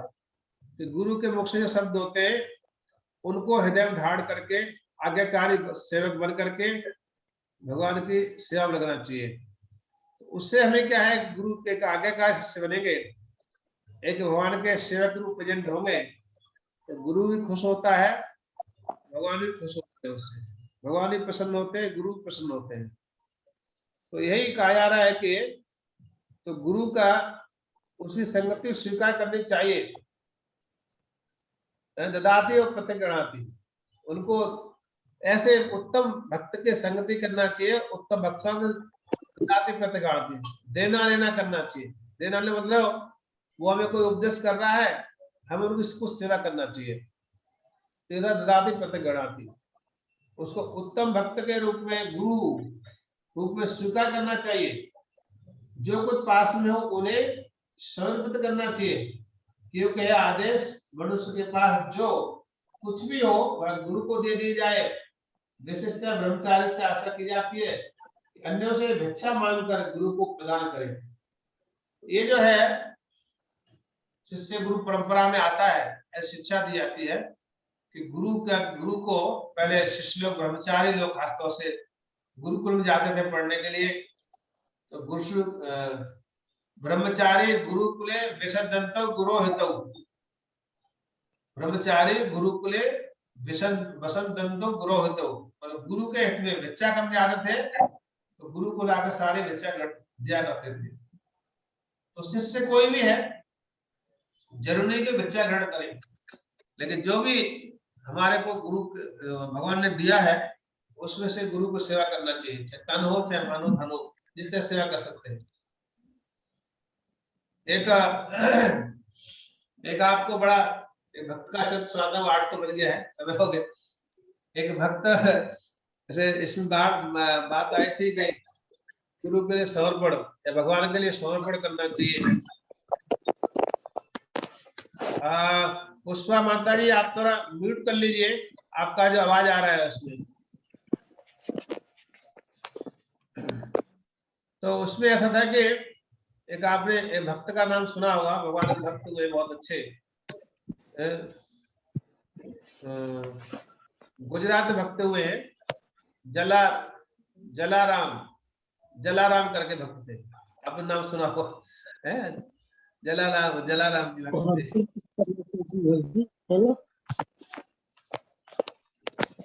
क्या बोल रहे हैं? पुष्पा माता जी बंद, अपना म्यूट कर लीजिए, आपका आवाज आ रहा है इसमें। हरिओम। हाँ जी प्रभु जी कर रहे हैं। हरे कृष्णा। हरे कृष्ण। तो जलाराम जी एक भक्त थे और उनका भक्तों के प्रति बड़ा प्रेम था, भक्तों की सेवा करते थे। जो भी घर में होता था, भक्त आ गए तो उनको भंडारा कर दिया, जो मिला भंडारा कर दिया। एक बार क्या है कि भगवान परीक्षा लेने पहुंच गए, और परीक्षा कैसी परीक्षा लेने गए? बड़ी कठोर परीक्षा लेने गए। तो जलाराम जब थे उनके पास गए तो बोला, एक साधु वैसा हुआ, उन्होंने कहा जलाराम जी सेवा करना है। बोलो क्या? कि आपकी पत्नी चाहिए। तो वो तो यंग थे, 25 साल के थे, तो नवयुवती उनकी पत्नी था। तो ठीक है आप ले जाइए। तो पत्नी का तुम ठीक है जाओ उनके साथ में। तो पत्नी चली गई। तो कोई वहां कहते हैं कि भाई कोई दूसरा होता डंडा मारता है तो साधु कैसा है, कैसा आ गया है, पत्नी को लेके जा रहा है कैसा। तो जलाराम जी लेके जा रहे थे, रास्ते में जा रहे तो रास्ते में जलाराम के घर पर है। बोला आज बड़ा आनंद हुआ, बड़ी कृपा हुई, आज तो साधु सेवा हो गई, बहुत अच्छी सेवा हो, बताओ बहुत अच्छी सेवा हुई। जब गांव से काफी दूर निकल गए तो जलाराम जी से वो उनकी पत्नी से कहा वो साधु ने कि ये मेरा कमंडलू और ये मेरा थैला है और ये मेरी लाठी, इसको संभालो, मैं भी आता हूं। तो पत्नी को तो वो पकड़ा दिया, जलाराम पत्नी को तो पकड़ा दिया, कमंडलू और अपना थैला और अपना डंडा, और कह के अभी आ रहा हूं, खड़े रहना मैं आ रहा हूं भी। और आगे कहा जलाराम के पास आ गए और जलाराम को खड़े होकर दर्शन दिया। हे जलाराम मैं तुमसे बहुत प्रसन्न हूँ, आज तुमने मेरे ऊपर बड़ी बड़ी सेवा किया है, मैं बहुत खुश हुआ तुमसे, जो तुम्हारी इच्छा हो मांग लो। भगवान ने साक्षात दर्शन दिया उनकी जलाराम जी के लिए, और पत्नी वहां खड़ी है लेकर के, और इधर जलाराम जी को दर्शन दिया भगवान ने आकर के। तो वो कह रहे, पत्नी कह रही अभी नहीं आए बाबा, कहाँ चले गए, अभी नहीं आए बाबा, कहाँ चले गए। और बाद में जलाराम जी ढूंढते ढूंढते आते कि तेरे को बड़ी कृपा हुआ, ठाकुर जी ने कृपा किया है, ये जो कमंडलू है, ये जो वस्त्र है, थैला है, ये जो डंडा है, ये ठाकुर जी ने सब छोड़ा तुम्हारे पास में, और कोई नहीं था, मुझे दर्शन दिया साक्षात आकर। आज भी जलाराम जी का जो मंदिर है गुजरात में, वहां पर आज भी वो कमंडलू और जो उनका थैला और उनका जो डंडा था जिसको लेके आए थे, आज भी उस मंदिर रखा हुआ है उसके लिए। तो भगवान कहने मतलब यह था कि भगवान के लिए समर्पण भाव, भगवान के लिए इस भाव से होना चाहिए। तो ऐसे गुरु के प्रति, भगवान के प्रति पूर्ण श्रद्धा के साथ में सेवा करना चाहिए गुरु का। तो यहाँ कहा गया है कि उनको जो भी दिया जा सकता है, इसलिए गुरु का सेवा के लिए, शिष्यों के लिए या ब्रह्मचारियों के लिए पूर्ण रूप में समर्पण होना चाहिए। गुरु मुखा पदवा चित्ते करिया है, जो गुरु का आदेश है उसको श्रद्धार पालन करना है। और दूसरा कहते हैं कि किंतु स्वरूप शुद्ध हुए बिना किसी को महाभाव दाता उन्नत भक्त के आचरण का अनुसरण नहीं करना चाहिए, क्योंकि ऐसे अनुसरण से अंततः पतन होता है। तो कई बार हम क्या नकल करना शुरू कर देते हैं है, नकल करते हैं, अरे वो भी करते हैं तो हम भी कर लेंगे, क्या है। लेकिन ध्यान रखना चाहिए कि उसके बराबर हम नहीं कर सकते हैं, या कोई सीनियर डिवोटी नकल करना शुरू कर देते हैं, ऐसा हम नहीं कर सकते हैं, क्योंकि अभी हमारे अंदर वो क्षमता नहीं है उस तरह की, इसलिए कभी उस तरह की नकल नहीं करना चाहिए। हमें भगवान की सेवा को उनके शब्दों धारण करना चाहिए। ओके, इस पैराग्राफ पढ़ेंगे, तो समय हो गया आप लोग का। तो अगला कौन पढ़ेगा? ममता माता ही पढ़िए आज आप। ओके, अब दो के हाथ उठे, गंगा माता हरे की और कृष्णा प्रभु जी, हरे कृष्णा। हरे हरे कृष्ण। चलो ठीक है। इस श्लोक में श्रील रूप गोस्वामी भक्त को कम से कम इतना बुद्धिमान बनने के लिए उपदेश देते हैं जिससे वह कनिष्ठ, मध्यम तथा उत्तम अधिकारी में अंतर कर सके। भक्त को अपनी भी स्थिति जाननी चाहिए और किसी उच्च पदासीन भक्त का अनुकरण नहीं करना चाहिए। इस संबंध में श्रील भक्ति विनोद ठाकुर ने कुछ व्यवहारिक संकेत दिए हैं। उत्तम अधिकारी वैष्णव को उसकी इस सामर्थ्य के अनुसार पहचाना जा सकता है कि वह अनेक पतितात्माओं को वैष्णव मत में अपना लेता है। जब तक कोई उत्तम अधिकारी का पद प्राप्त न कर ले तब तक वह गुरु न बने। एक नव दीक्षित वैष्णव या मध्यावस्था पद को प्राप्त वैष्णव भी शिष्य बना सकता है, लेकिन ऐसे शिष्यों को उसी स्तर का होना चाहिए और ये जान लेना चाहिए कि उसके अपर्याप्त मार्गदर्शन में ऐसे शिष्य जीवन के चरम लक्ष्य की ओर ठीक से प्रगति नहीं कर सकते। अतएव शिष्य को सतर्क रहना चाहिए कि गुरु के रूप में उत्तम अधिकारी को ही स्वीकार करे। ओके, बहुत सुंदर। तो यहाँ उपदेश दिया रहा है कि भक्तों कम से कम इतना बुद्धिमान बनने के लिए उपदेश देते हैं इस श्लोक में कि कनिष्ठ, मध्यम, उत्तम अधिकारी का अंतर समझना चाहिए हमें। हमारे अंदर इस तरह का एक बुद्धिमानी से काम लेना चाहिए कि हम ये जो है तीनों को हम फिल्टर कर सके, समझ सके उसके लिए, और हमें उस उच्च पद के लिए उत्तम अधिकारी भक्तों की नकल नहीं करना चाहिए, क्योंकि हम गिर सकते हैं उस पद से। तो इसलिए शिक्षा दी जा रही है कि हमें उसका नकल नहीं करना चाहिए। और गुरु को भी, जैसे कई लोग गुरु बन जाते हैं, हम किसी से कम थोड़ा ही है, हम भी गुरु है, ऐसा नहीं, हमें इस तरह का नहीं बनना चाहिए। ठीक है, कुछ हद तक कर सकते हैं चैतन्य महाप्रभु का जारे देखो तारे का कृष्ण उपदेश, लेकिन फिर भी हमें ध्यान रखना चाहिए कि हम इतना बड़ा गुरु नहीं बने गए, क्योंकि एक सिस्टम होता है, हमारी इतनी परिपक्वता नहीं है कि हम उस लेवल में जा सके, क्योंकि अभी हमारे खुद की ही इंद्रियां कंट्रोल नहीं है और फिर हम गुरु बनने की कोशिश करेंगे। तो ऐसा से हमको वैसे ध्यान रखना चाहिए कृष्णा। तो ये जो है गुरु बनने के लिए शिष्य को सतर्क रहना चाहिए, गुरु के रूप में उत्तम अधिकारी कोई स्वीकार करे। तो उत्तम अधिकारी मतलब, उत्तम अधिकारी वो है जो हमेशा प्रचार में लगा रहता है, जो हमेशा कृष्ण भागवत के प्रचार कार्य में सोचता रहता है, उसको उत्तम अधिकारी कहते हैं। तो ऐसे कोई हमें गुरु स्वीकार करना चाहिए और हमें भी अपना प्रयास करना चाहिए। जो दीक्षित भक्त है, खासतौर से दीक्षा लिए होते हैं, उन्हें आगे बढ़ने के लिए फिर ऐसे शिक्षा ग्रहण करना चाहिए, उनका संग करना चाहिए, उनकी आज्ञाओं का पालन करना चाहिए, तो वो आगे प्रगति कर सकते हैं। तो आज के जो श्लोक था, इसमें 5वें श्लोक में एक 3 प्रकार के भक्तों के बारे में वर्णन किया गया है। ये शिक्षा देते रूप गोस्वामी कि किस तरह से भक्त को बुद्धिमान होना चाहिए कि इन 3 प्रकार के कनिष्ठ अधिकारी, मध्यम अधिकारी और उत्तम अधिकारी को पहचान कर सके। तो कृष्ण भक्ता बड़ा चतुर, कृष्ण भक्त बड़े चतुर होते हैं, तो उन्हें बुद्धि लगाते हैं। तो इसलिए भक्तों को ये जरूर फिल्टर करने की जो है भावना है, उसको जरूर करना चाहिए। तो यहीं पर विराम देते हैं, समय होगा। कोई किसी का प्रश्न है संक्षिप्त में तो हम उसको जी बताइए। ये गुरु जी तो अपने संगीतकार थे, अंग्रेज, कौन सा क्या नाम बताया था, समझ में नहीं आई मेरे। उनका नाम था George Harrison. George Harrison. Harrison, Harrison. हाँ जी, हाँ जी, जॉर्ज हैरिसन। प्रभु जी ठीक है। इसको आप इसको यूट्यूब चैनल पर सर्च करोगे तो उनके भजन मिल जाएंगे। वो अंग्रेजी भाषा में हरे कृष्ण नाम गाया उन्होंने। उनको दीक्षा भी दिया।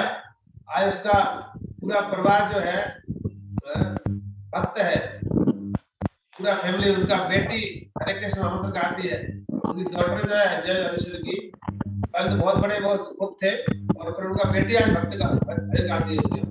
बड़े बड़े कार्यक्रम होते हैं, उन्होंने जाकर वो गाती है उनकी बेटी, सिर्फ हरे कृष्ण मंत्र गाती है। फिल्मिस्टार नहीं है वो, एक टाइम वो स्कूल की फिल्मिस्टार जैसे ही थी वो। ओके, और कोई किसी का प्रश्न जिसमें कुछ समझ नहीं आया हो?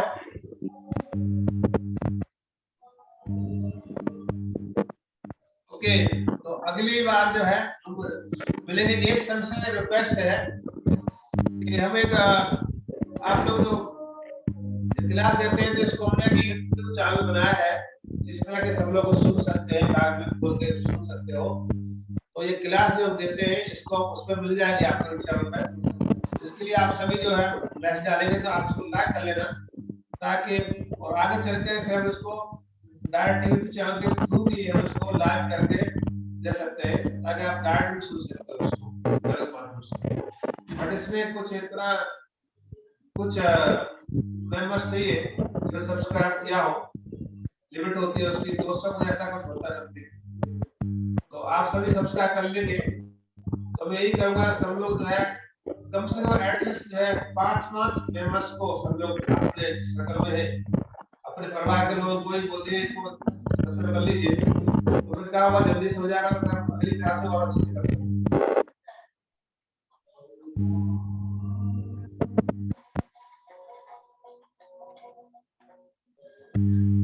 ओके, कोई किसी का प्रश्न? तो एग्जाम देते हैं, फिर नेक्स्ट क्लास जो है नेक्स्ट सैटरडे होगी। तो मैं चाहता हूं कि इस क्लास को थोड़ा बढ़ाया जाए, 1 घंटा और बढ़ा दिया। अभी तो सब ज्यादातर घर से सुन रहे हैं, ऑनलाइन चल रहा है, सब सबका काम भी चल रहा है, तो 2 घंटे का होना ठीक रहेगा, ताकि जल्दी से ये पूर्ण करके फिर बहुत तक पढ़ाएंगे, बहुत ही जाके आगे पढ़ाएंगे। प्रभु जी 1.5 घंटे का कर लीजिए, 1.5 घंटे का। 1.5 घंटे का? हाँ प्रभु जी। आधी रोटी के बाद पूरी खाओ भैया। अरे 1 घंटे पहले ले लो, वरना 8 बजे तक की बढ़िया है। पर अच्छा, 8 बजे से नहीं तो 6:30 बजे से ले लो, 6:30 से 8। पर 8 बजे बाद में फिर खाने पीने का टाइम हो जाता है घर में भी। अच्छा, ओके।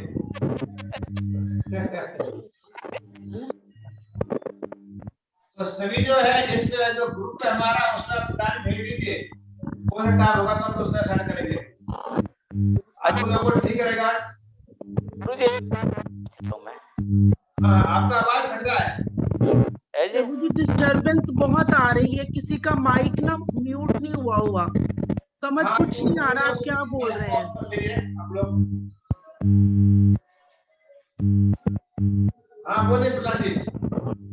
गुरु जी, एक 2 प्रकार के बताए आपने, एक तो शिक्षा और एक दीक्षा। मैं दे रहे शिक्षा और दीक्षा। आप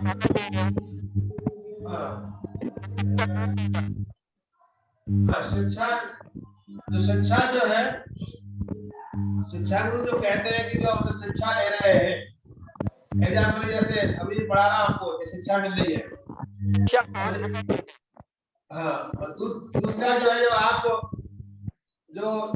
आपको लेक्चरों में आप बताया जा रहा है कि 4 दिन पालन करना है, 16 दिन माला जप करना है, ये आपको शिक्षा दी जा रही है, पालन करना है। जब आप परिपक्व हो जाओगे, साल में 6 महीने में आप तैयारी कर लेते हो अपनी पूरी दृढ़ता के साथ, है मेरा पक्का नियम है, मैं 4 दिन का पूरा पालन करूंगा, मैं चाय नहीं पीऊंगा, मैं नॉनवेज नहीं खाऊंगा, लहसुन प्याज नहीं खाऊंगा, व्यभिचार नहीं करूंगा, मैं जुआ इत्यादि नहीं खेलूंगा, ये 4 दिन पालन करूंगा, और मैं पूरी तरह से 16 माला का पूरी दृढ़ता के साथ पालन जब करूंगा। तो फिर हमने उसको आपको तैयार किया, हम भी चेक करेंगे आपको, आप जब कर रहे हो और आपका भी विश्वास है। एक फॉर्मेलिटी होती है बता दिया, और एक होता है कि हमने सच बोलकर बताया, रिपोर्ट भी दिया, रोज मैं इससे उठता हूँ, मैं इतना जब करता हूँ, मैं भगवान को भोला खाता हूँ, मेरे घर में पूरा लहसुन प्याज बिल्कुल नहीं बनता है। तो हम आपके विश्वास पर फिर जो दीक्षा गुरु होता है उसको आपको इंट्रोड्यूस करते हैं, आपको उनसे परिचय कराते हैं। ये भक्त जो है अभी पक्का हो गया है और इस्लाम हो गया है, तो जो दीक्षा गुरु है फिर आपको दीक्षा प्रदान कर देते हैं उसको उसी बेस पर। तो इसलिए हमें दीक्षा भी लेनी है दीक्षा गुरु से और शिक्षा भी लेनी है शिक्षा गुरु से, दोनों का ही साथ में मिलकर के चलना है। तभी हम आगे हमारा जो गोल है तभी बात करेंगे। ठीक है, ओके, बहुत अच्छा। और किसी का कोई प्रश्न? हरे कृष्णा प्रभु। हरे कृष्ण, स्वर्ण माता जी। यस, ऑनलाइन में कैसे चेक करेंगे कि मतलब चीजें पूरा नहीं? प्रहलाद जी अपना बंद कर लीजिए, आपको प्रहलाद जी अनम्यूट कर लीजिए अपना। प्रभु ऑनलाइन में कैसे पता मतलब कैसे चेक होंगे हम लोगों का, कैसे चेक होगा कि हम लोग सारा चीज फॉलो जो कर रहे हैं, तो वो आप लोगों को कैसे पता चलेगा ये चीज? क्या चीज?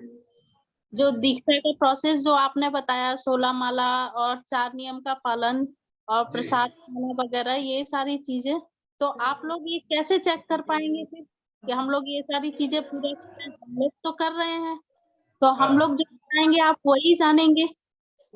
हाँ, हम जानेंगे, लेकिन हम किसी दीक्षा लेने से पहले हम जाके आपके घर पर भी जाके वेट करेंगे। ओके। आपके घर पे आके आपका मंदिर देखेंगे, आपके मंदिर में क्या क्या बनाया है, जो हमने कहा आपको ऐसे मंदिर बनाना है घर में है, तो उसके अनुसार आपने घर में मंदिर बनाया है। तो ये बात हो गई। दूसरा जो बात कही है श्रद्धा और दृढ़ विश्वास। विश्वास हम आध्यात्मिक जीवन में आते तो विश्वास घात नहीं करते हैं, हम विश्वास एक दूसरे को बना के रखते हैं।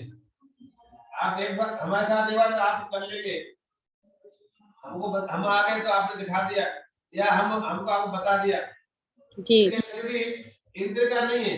इसलिए कहते हैं, कल ही बताया था कि गुरु करे जान के और पानी पिए छान के तो शिष्य को भी जानकर कर दिया जाता है। इस्कॉन में ये चलता नहीं है। इस्कॉन में कहते हैं 24 कैरेट सोना चाहिए, तो 24 कैरेट चाहिए, उससे कोई कंप्रोमाइज नहीं है। आप एक बार बोल दोगे, 2 बार बोल दोगे, तो हम भी आपके साथ में किसी को लगाएंगे सेवा में। आप जहाँ रहते हो क्षेत्र में, जिस सेक्टर रहते होगे, जहाँ पर रहते होगे, तो उसको हम आपको बोलेंगे इस खत के टच में रहिए आप, तो वो आपको पूरा हमको रिपोर्ट देगा उसका आपका। अच्छा। आप ऐसा नहीं सोचना कि आपको हमको कुछ बता देगी और घर में कुछ कर लेंगे, ऐसा नहीं होगा। और फिर दूसरा, आप आध्यात्मिक जीवन में आगे बढ़ रहे हो तो दूर सांस बोलने का कोई प्रश्न नहीं है इसमें। जी, वो तो धोखा मुझे नहीं है। आप डायरेक्ट धोखा देंगे तो किसको देंगे? डायरेक्ट भगवान धोखा देंगे आप।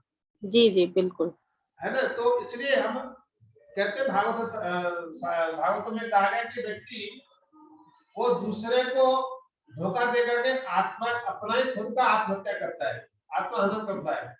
दूसरे धोखा नहीं देता है, हम तो विश्वास कर लेंगे, लेकिन आप धोखा किसको दे रहे हो? अपने आप खुद ही धोखा दे रहे हो ना।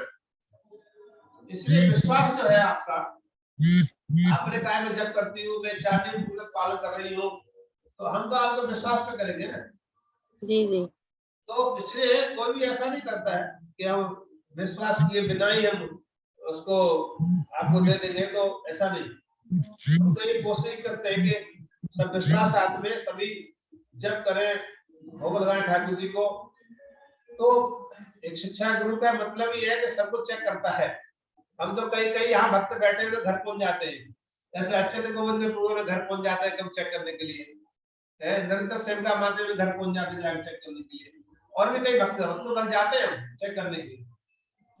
तो इसलिए वो चेक भी इसलिए कहते हैं, हम तो उसपे खाएंगे भी और आपका पूछेंगे भी आपको ये भी है। इसलिए ये मत सोचिए कि नहीं चेक नहीं करेंगे आपको, लेकिन विश्वास होता है दूसरे का। चाहे गुरु को विश्वास देंगे या शिक्षा गुरु को विश्वास देंगे या अपने आप को विश्वास कर बताएंगे किसी के लिए। तो विश्वास एक दूसरे का। ओके, थैंक यू माता जी। ठीक है प्रभु, अब ओके। आपको मेरी यही रिक्वेस्ट है, आपने सारे प्रश्न किए, दीक्षा की तैयारी करिए, 16 माह जप करना शुरू करो। तो मैं तो कर रही हूँ, आज 4-5 साल से कर रही हूँ। अच्छा, चारों नियम फॉलो कर रही हूँ और मतलब जब से मैंने प्याज लहसुन छोड़ा, मुझे कम से कम 4-5 साल हो गया। अच्छा, और 16 माला जब से स्टार्ट कर दी है तो कंटिन्यू 16 चल ही रही है। बहुत अच्छा है। तो फिर आप आगे देखो, वो तो हम जब कर रहे हैं इतने सालों से, तो हमारी आगे आगे बढ़ना चाहिए। ऐसा नहीं बच्चा जो दूसरी क्लास पढ़ करके मुझे सारे सब्जेक्ट आते हैं, वो वही रुका हुआ है, तो उसको आगे बढ़ना नहीं कहा जाता है। अगर हमने दूसरी क्लास में तीसरी क्लास में जाना है, तीसरी चौथी में जाना है, चौथी से 5वीं 8वीं 10वीं तक पहुंचना है हमको। अंतिम लक्ष्य क्या है, हमको कॉलेज तक पहुंचना है। ऐसा नहीं होते रह जाएंगे हम जाकर। तो हमें जब कर रहे हैं तो हमें आगे भी सुनना चाहिए, आगे भी हमारी कैसे प्रगति होगी उसका जिज्ञासा करना चाहिए। शिक्षा कैसे लेना है, गुरु का आश्रय कैसे लेना है, तो गुरु का आश्रय में हमारी मुक्ति भी नहीं होगी, इसलिए गुरु का आश्रय लेना चाहिए। हम नियम पालन कर रहे हैं और पूरा विश्वास है, तो फिर हमको दीक्षा लेना चाहिए, किसी गुरु का आश्रय लेना चाहिए। लेकिन गुरु को भी तो चेक करना चाहिए ना, हम लोग चेक करेंगे ना, मतलब गुरु को हम भी तो देखेंगे ना कि हमें स्वीकार करेगा नहीं करेगा। गुरु के अकॉर्डिंग हम लोग के हिसाब से ठीक है या नहीं। हाँ, तो कोई नहीं, आप टच में रहिए। आप कहाँ रहते हो? प्रभु मैं तो रुड़की में हूँ। नो प्रॉब्लम, रुड़की में रहते कोई दिक्कत नहीं है। रुड़की हमारे भक्त रहते हैं, हम आप उनके साथ में रहिए। और रुड़की में आपको पूरा भक्त गाइड करेंगे, आपको मिलेंगे आपसे जाकर के, तो आपको गाइड करेंगे वहां पर। रुड़की भक्त रहते हैं हमारे, नोएडा से भी जुड़े हुए हैं, ठीक है ना? जी आप कल मेरा नंबर डाला था, चैट में डाला था, कल नंबर डाला था, नहीं तो आप नंबर नोट कर लीजिए, तो उसके थ्रू आप उस में से बाद में संपर्क कर सकते हो, डिटेल बता देंगे आपके लिए। ओके, विमला माता जी। हाँ जी प्रभु जी, हरे कृष्णा। हरे कृष्ण। प्रभु जी, मुझे यही दीक्षा लेने के लिए क्या मंदिर की सेवाएं लेना जरूरी हो जाता है? प्रभु जी, मेरे लिए दिक्कत ये आती है कि काफी दूरी पे हो जाती है मेरे लिए मंदिर आना। अच्छा, हाँ, 6-7 साल से प्रभु जी मैं भी जुड़ी हुई हूँ। मैं भी एक हूँ और हम जाम्बिया में पहले थे, तो जय गोविंद प्रभु के थ्रू ही हम जुड़े हैं। ओके, एक बार आपसे भी था मुझे। आप कहाँ रहते हैं? इंदिरापुरम? नहीं जी, मैं ये भुवन प्रभु 137 में। कहाँ पर? नोएडा 137 सेक्टर 137 में। हाँ जी, भुवन प्रभु जी की हमारी सोसाइटी में ही है, आपको उनके घर पे। हाँ जी, भुवन प्रभु जी, अंजलि जी। अच्छा, अंजलि, अच्छा, ओके, अंजलि, अच्छा, ओके। हाँ जी, अंजलि और भुवनेश। हाँ, भुवनेश जी। हाँ, भुवनेश प्रभु, ओके, ठीक। हाँ, तो कोई बात नहीं। हाँ, राम गोविंद महाराज जी से मैं इंस्पायर हूँ। जाम्बिया में वो आया पर, और वहाँ सेवा के लिए प्रॉपर जाती थी। हाँ, तो कोई बात नहीं, भुवनेश अभी सेवा करने के लिए आते हैं, आप रेगुलर आना शुरू कर दिया। हाँ जी, भुवनेश अभी आते हैं सेवा करने के लिए यहाँ रेगुलर। हाँ जी, तो फिर आप उनके साथ कभी भी, जैसे आपको 2 बार टाइम सूट करता है, हाँ, उसके अनुसार साथ में आओ और बीच में आके सेवा कीजिए, कुछ सेवा कीजिए। अच्छा, जो आपका कुकिंग का सेवा है या कुछ भगवान की फूल माला है, आपको जो टाइम पे सुटेबल हो सकता है, तो उसके अनुसार सेवा करोगे। और फिर आपको, क्योंकि मेन सेवा होती है किसी भी टेम्पल में, कहीं भी जिस एरिया में हो, तो वहाँ सेवा करो। नोएडा में हो तो नोएडा मंदिर से जुड़ के सेवा करो, फिर आपको दीक्षा मिलने में कोई दिक्कत नहीं होगा। तो आपको अच्छा है, पूरा तैयारी कर रहे हो तो कीजिए, और इसमें एक सेवा और बढ़ा दीजिए, फिर आपका पूरा टेस्ट होगा, आपका कोर्स कराए जाएंगे, तो उसके अनुसार फिर आपको दीक्षा मिल जाएगी, कोई दिक्कत नहीं। और टच में रहिए, फिर वो और कभी आके पर्सनली मिल सकते हो, तो फिर आपको और गाइड कर दूंगा मैं। ठीक है ना? ओके, और कोई किसी का मुद्दा माता जी कुछ कहना चाहती हो? किसी का बहुत सारे प्रश्न कर रहे हैं। ओके, थैंक यू सभी के लिए। आप सभी बहुत अच्छे स्टूडेंट हैं, आप बहुत अच्छे से तैयारी कर रहे हो और मैं यही आशा करता हूँ आप अच्छे से कि रूप गोस्वामी इसी बात से बहुत प्रसन्न होंगे जब आप सब लोग पूरी तैयारी करोगे, अच्छे से भक्ति करोगे तो भगवान और हमारे आचार्य श्री प्रभुपाद जी बहुत प्रसन्न होंगे आपके। ये ग्रंथों को पढ़ाने का उद्देश्य यही है कि आप सब लोग आगे प्रगति करो। इसको ये नहीं कि आप लोग सोचना कि सिर्फ फॉर्मेलिटी के लिए, ये इसलिए ही है शास्त्र पढ़ाया जा रहा है, गीता पढ़ाई जा रही है, भागवत पढ़ाया जा रहा है, उपदेश ग्रंथ पढ़ाया जा रहा है कि आप सबकी भक्ति आगे प्रगति हो, इसलिए पढ़ाया जा रहा है। Okay, thank you very much, बहुत बहुत धन्यवाद आप सभी का। नेक्स्ट सैटरडे मिलेंगे। हरे कृष्णा। हरे कृष्णा। हरे कृष्णा। वांछा कल्पतरुभ्यश्च कृपा सिन्धुभ्यो च पतितानां पावनेभ्यो वैष्णवेभ्यो नमो नमः। हरे कृष्णा। की जय, श्री प्रभुपाद की जय। गौर प्रेमानंदे। हरि हरि ओम। हरे कृष्णा। हरे कृष्णा। हरे कृष्ण प्रभु जी। हरे हरे कृष्णा। दंडवत। Thank you so much. Hare Krishna माता जी। हरे कृष्णा प्रभु जी, दंडवत राज प्रणाम। जी के लिए, सभी के लिए हरे कृष्णा। हरे कृष्णा गुरु जी, हरे कृष्णा। हरे कृष्णा। हरे कृष्णा।